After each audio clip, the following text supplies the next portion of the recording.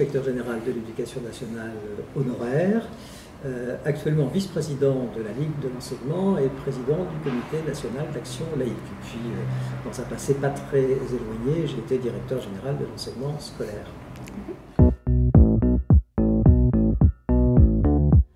Ça, c'est lié fondamentalement à l'histoire du premier degré dans notre pays.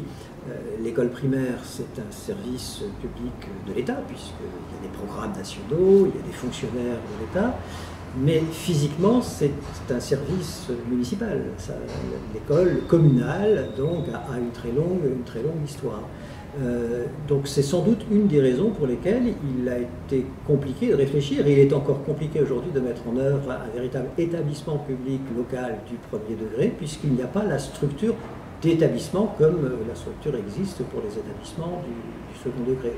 Mais fondamentalement, il y a peut-être une autre raison liée à un autre aspect de l'histoire du premier degré.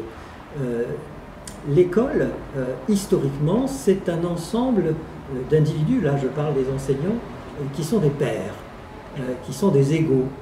Dans le colloque, je rappellerai que la circulaire de 1908 qui crée les conseils des maîtres, on voit quand on lit cette circulaire sous la plume du ministre que le conseil des maîtres, c'est une demande expresse des enseignants du premier degré qui veulent qu'il y ait vraiment reconnaissance du collectif au sein de l'école.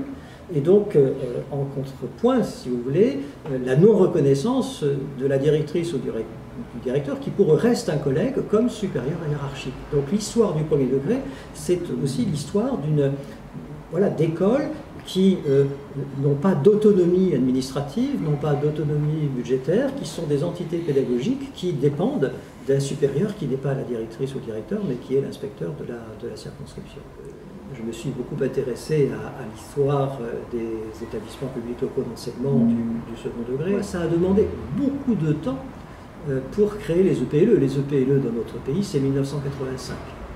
1985, à l'échelle de l'histoire du système éducatif, c'est hier, hein, il y a une grosse trentaine d'années. Pourquoi ça a été si long?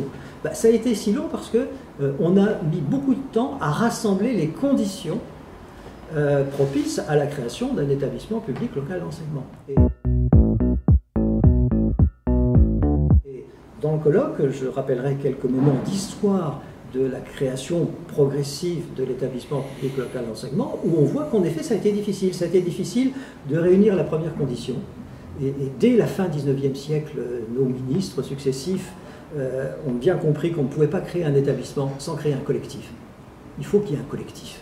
Et dans les établissements du second degré, ce n'était pas évident de créer un collectif, parce que contrairement au premier degré, il y a une structure très hiérarchisée où le chef d'établissement, historiquement, il n'est pas le père, il est quelqu'un qui a peut-être été professeur, mais qui a un autre statut.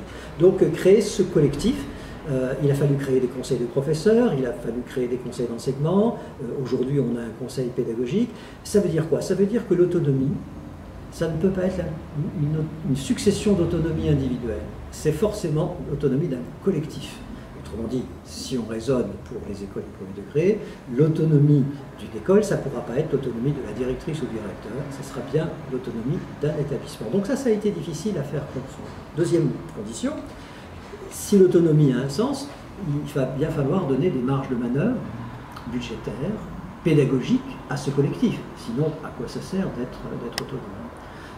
Et c'est là évidemment une difficulté parce que historiquement, les enseignants du second degré, et c'est sans doute un peu comme ça probablement pour les enseignements du premier degré, finalement ont toujours craint l'autonomie, ont toujours craint ces marges de manœuvre. Pas tellement parce que ça nécessite une prise de responsabilité, encore que, pour une parenthèse, en souriant, il est toujours plus commode finalement d'obéir à des consignes très lointaines, d'être inspecté tous les 6 ou 7 ans, et on a finalement une très grande liberté personnelle. Alors que s'il y a vraiment un collectif qui élabore un projet, vous allez être finalement un peu plus contraint par ce projet collectif à l'échelle de l'établissement. Donc des marges de manœuvre budgétaires, des marges de manœuvre pédagogiques, sinon ça n'a pas de sens. Et puis, troisième condition, un pilotage.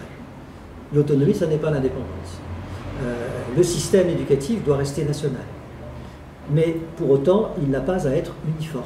Et c'est ça tout le génie qu'il y a derrière cette idée d'autonomie, c'est l'idée que Ça n'est que localement qu'on peut, en fonction du public dans lequel, enfin, qui est devant soi, en fonction d'un certain nombre de contraintes, tout en ayant des programmes nationaux, on a une liberté, une certaine liberté pour atteindre les objectifs nationaux. Autrement dit, une certaine liberté pour être plus efficace.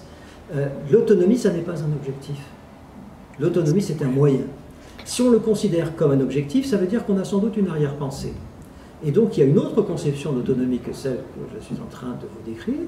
C'est une autonomie qui viserait effectivement à donner des marges de manœuvre aux établissements, non pas pour atteindre des objectifs nationaux, je le vais très vite, mais pour se faire la concurrence, pour concurrencer les unités d'enseignement les unes avec les autres. Et il faut se battre évidemment contre cette conception d'autonomie parce qu'on voit bien qui seraient les grands perdants de cette concurrence entre les établissements. Et évidemment, les publics scolaires les plus en difficulté, c'est ceux qui pâtiraient le plus de cette concurrence. Donc voilà, j'ai été un peu long, mais il me semble que vous avez matière à comprendre le sens de mon propos le 15 novembre.